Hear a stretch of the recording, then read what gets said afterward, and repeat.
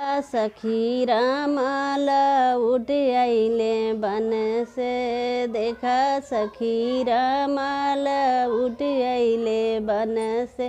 जो श्री राम जी बगियवा में पहुँचे। जो श्री राम जी बगियवा में पहुँचे।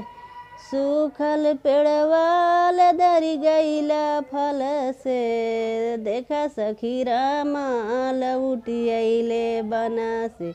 देखा सखी रामाल उठी अइले बना से।